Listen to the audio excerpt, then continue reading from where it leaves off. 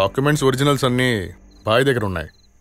ఏది ఏమైనా పర్వాలేదు, ఆ ల్యాండ్ అమ్మి డబ్బులు నాకు వచ్చేలా చేయండి. వాడు ఆ గ్యారంటీ ఇవ్వడం వల్లే సీటు నేను వాడికి ఇచ్చాను. పౌలోస్ గారికి డబ్బులు కావాలి, దానికి ఈ డీల్ స్మూత్గా జరగాలి.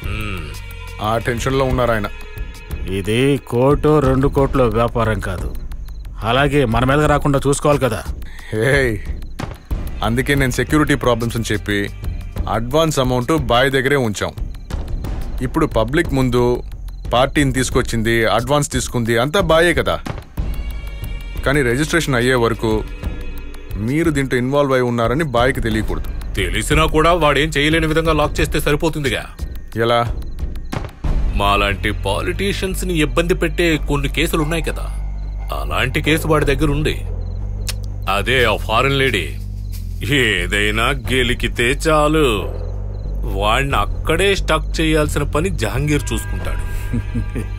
నేను దేనికైనా రెడీ, ఏ రోజుకైనా సరే. వాడి ముందు నేను తల ఎత్తుకొని తిరగాలి. మీరు ఏమి చేయలేరు. అల్లుడు నీచంగా ఉంటే ఎలక్షన్ లో గెలవనేననే కదా నాన్న ఆయన్ని వెళ్ళగొట్టారు. తర్వాత ఆయన గురించి చెప్పినవన్నీ నేను నమ్మాను, నీ మాటలు నమ్మి వచ్చేశాను.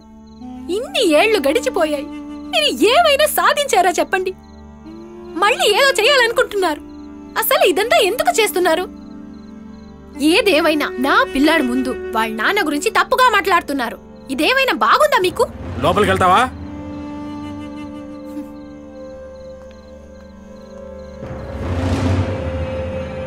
తన మీద కనీసం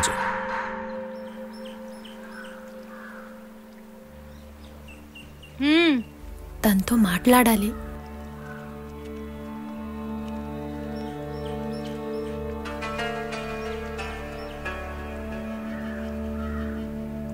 మీతో ఒక విషయం చెప్పాలి.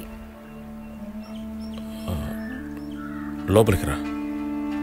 అంటే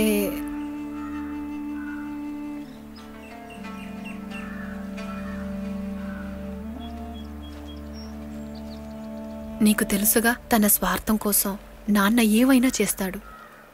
తన మన అని ఆయనకి ఏమీ ఉండదు. ఇది చెప్పడానికి ఇక్కడికి వచ్చావా? మీరు కొంచెం జాగ్రత్తగా ఉండండి. ఇప్పుడు మీ పైన, ఆ ఫారిన్ లేడీ పైన ఏదో కేసు పెట్టబోతున్నాడు. ఆ లాయర్తో మాట్లాడుతుంటే నేను విన్నాను. మళ్ళీ ఏవైనా కేసులో ఇరుక్కుంటే మీ జీవితం.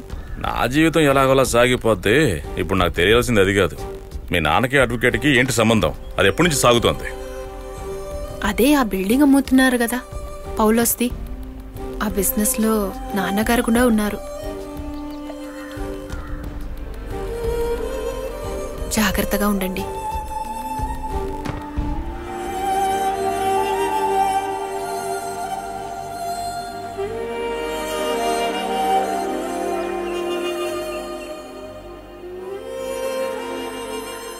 మీరిద్దరూ చాలా మంచి జంట.